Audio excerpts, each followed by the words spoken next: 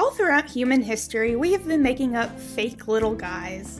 From the human heroes of ancient Greek mythology to the fables of old and the bedtime stories parents tell their children, to the great epics and plays passed down through the generations, humanity has loved making characters. And there are many types of characters with many different purposes. Some made to represent the author for one reason or another, some to embody a concept or an element of the world, some for plain enjoyment, some for storytelling, some only existing to be depicted in art. Today, though, when you go perusing the internet, you will often find them under the label of OC. So, what exactly does OC mean? Well, let's get into that.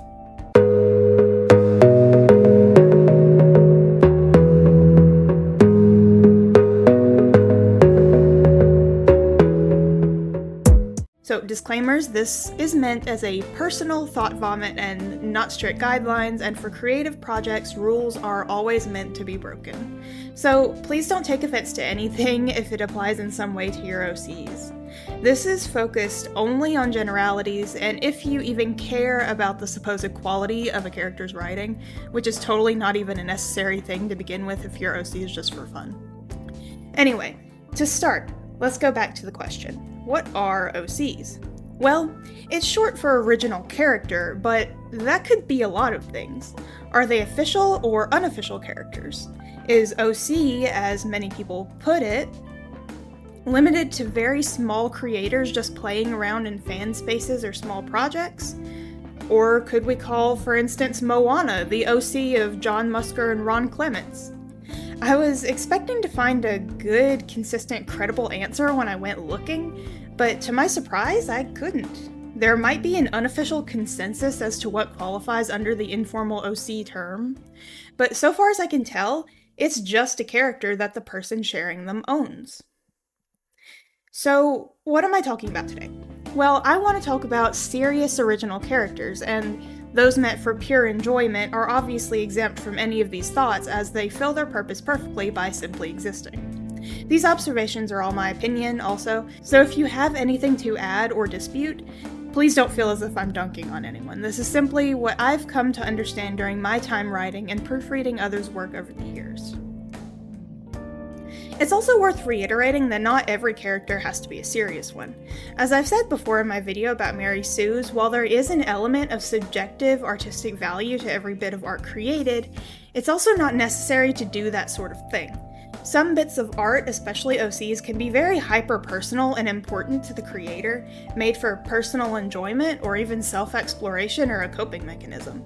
It's important to remember that it's not polite to go out of our way to critique others' art and characters unless they are explicitly asking for it, or perhaps implicitly via asking for money or selling or otherwise monetizing their story. So, without further ado, here are my thoughts on what makes a good character that works well in a story meant to be taken seriously by its readers. Here are our metrics today for a good OC: flaws, motivations, quirks, believability, and of course, the ever-dreaded likability. First off, the flaw. Give your character a flaw can often be interpreted as just slap a random bad trait TM on a character and call it a day, instead of something intrinsic to their character.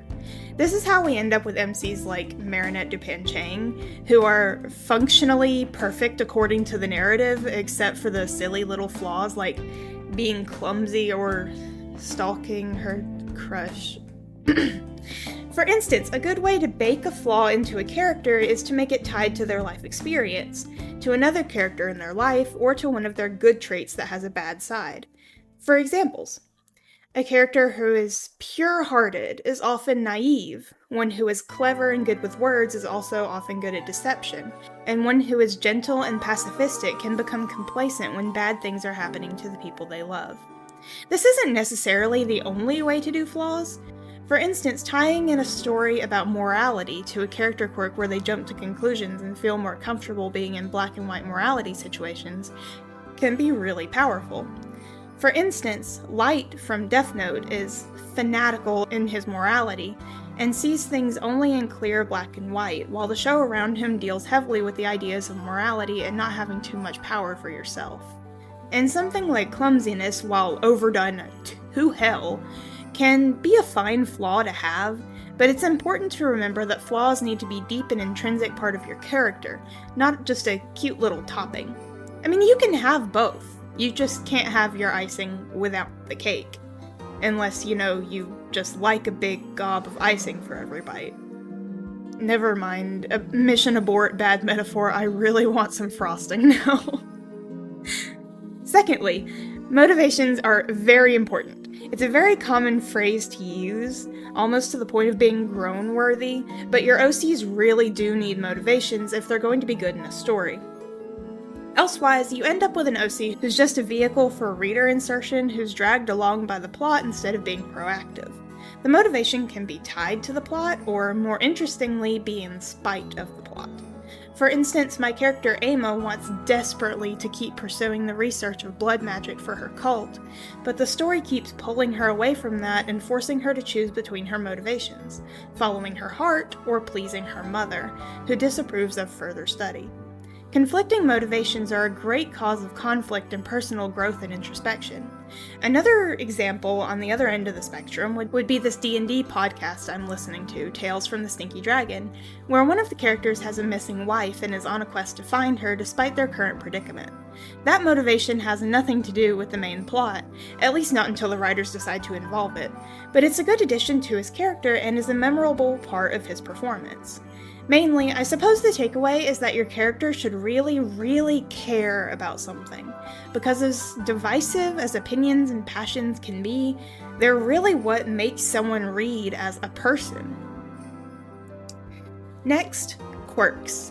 No, not that kind of quirk. I swear you MHA people are everywhere. Quirks are important to a character, and they don't have to mean, make your character an insufferable quirky clown, but small things that you can tie back to your OC.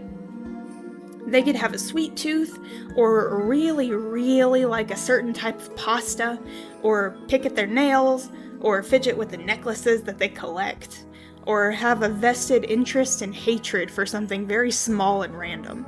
It's important that each character have unique quirks to them, but two characters having the same quirk can create parallels or themes, or even help them bond. Believability. This ties into everything else, but your character has to be believable if you're writing a good story. Sure, there can be paragons and your heroes, and they can work really well, but generally speaking, your characters must have some sort of element of humanity to them. Unless you're a licensed therapist, not everyone is going to spat off perfect communication and be able to see everything from a completely unbiased perspective, nor are they going to be able to do everything wrong all the time, even when the right answer is easy. There's a balance to be struck, and how you do that all depends on the rest of their characterization. Straying too far can make your audience start questioning things and see the hand of the author at work, which is what you do not want to do. Also, when your character does something wrong, let it have consequences. Let them suffer and lose things. Let them lose a lot of things. Stories are most gripping when they don't have a status quo, or when by the end of that status quo is completely disrupted. We want to see growth and change by the end. This is all kind of tying into having character flaws again, so let me add on and say that believability hinges on a lot more too, though it all pulls from those former points. In a way, believability is sort of a culmination of success at all those prior points, a way to figure out if you've done well or not, and if not, where the character's weaknesses could be shaped up. There's a lot that goes into faking a person, and that's why AI can sometimes come off as, well, the way that it does. Feedback here is essential, because if readers are reading your book and they can clearly tell this character is a plot device or a vehicle for something instead of a thinking person, their suspension of disbelief will drop and you'll be left with a character who's not as compelling as they could be. So when you're writing something serious and want to get constructive criticism on it, it's important to pay attention to what you've asked for and take it to heart, because even though these things are highly subjective, your entire field of work is going to be subjective, and the quality of said work, the attention and love it receives, possibly even the money you earn, are going to be based off the common perception of it. So ask for opinions, and if you get the same one multiple times, or your reader can point to an exact time when they stopped quote-unquote believing in your character, there might be some work to be done. Now, likability. Now this is somewhat even more heavily debated and subjective topic, but generally speaking, unless you're doing some artistic rule-breaking shenanigans, you do want your character to be at least somewhat likable. You can put those points into coolness, or strength of character, or motivations, or like fun dynamics, or the sadness of their backstory, or whatever you need, but there has to be some reason for the audience to care. If you show us a big nothing burger of a character who has nothing to their name, but, well, a name and a shell personality that just kind of goes with the flow of the story, no one will like them, maybe as a self-insert. This might be a little controversial, and actually I know it is, but personally, it took me forever to finish A Court of Thorns and Roses, the first book, because Feyre is completely boring and nothing and just so unlikable to me. Everyone else is too, like, even more than her, but that's besides the point. I'm thinking about doing a video review on it, so actually tell me what you think about that idea. Anyway, a lot of people tended to feel that way about Harry Potter, too, and while I personally didn't mind them when I read them as a child, I can definitely see where that comes from. My own main character from my first series I wrote is like this. She's a self-insert and a way to explore my own bad stuff. And even though I was writing her in the best way I knew how at the time, she ended up thoroughly dislikable. People even told me that, and I kind of just didn't agree with them and didn't bother to change anything. Of course, I still love her, and I have every right to, but the criticisms levied at her by readers and now by myself are still very valid. If I had a do-over, I'd probably redo some things now, but it is what it is. Anyway, basically, they don't have to be a good person or someone you'd want to befriend, but they need to at least be interesting. That's the big catch. An interesting character, even a scumbag of one, is someone readers can latch onto, and that can come in any of the above points. In drawing, it can even be as simple as character design. In writing, it can be because they're funny, or they're a good villain, or they have a weird quirk that the readers find amusing, just something. And I don't mean any sort of special power or anything either. The draw to the plot cannot, in most cases, be their interesting point, or else they just kind of become part of the plot and not a person who got swept up into a story. My character, for instance, has a lot of really cool magic powers, but her personality is lacking. When you think of Zuko from Avatar: The Last Airbender, you don't necessarily think of firebending or how he commands a fleet of ships or has dual blades, but you think about his motivation of regaining his honor in hunting the Avatar, or his redemption and reevaluating of his own motives as a person. Even someone whose character and story highly revolves around their powers needs something else to them in order to make themselves memorable. While Toph and Korra are both known for being very powerful hotheads with strong bending, Toph is usually much more preferred because she has the traits of her blindness, how she deals with said blindness, her smart mouth, overwhelming and deserved confidence, and her relationship with femininity, which gets a whole episode to explore it. The point is, the powers/abilities/cool factor TM themselves are really cool, but even concerning them, the traits surrounding that is infinitely more interesting. How did they come into possession of said cool factor?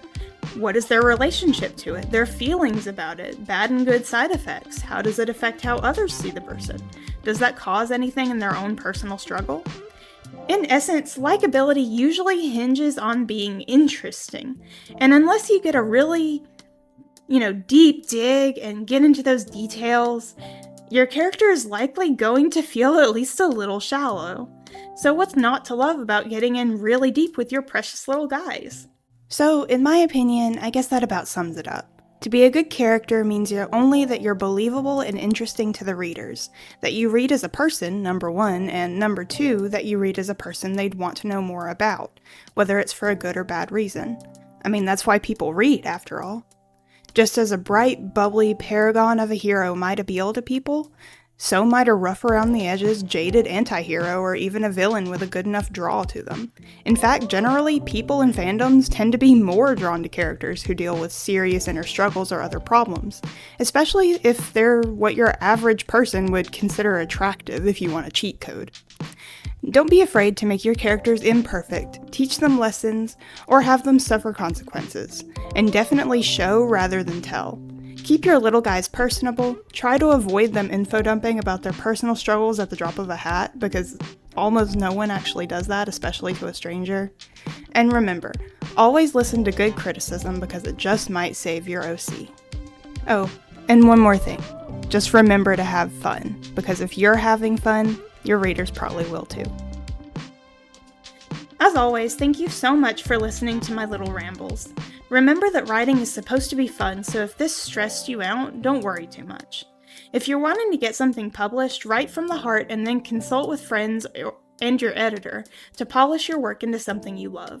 Or again, if you're just making OCs for fandom content or for fun, don't worry about this stuff at all and just keep adding bird wings and horns and tails and fire powers and whatever the heck else you want to your elf demon goat hybrid. You do you.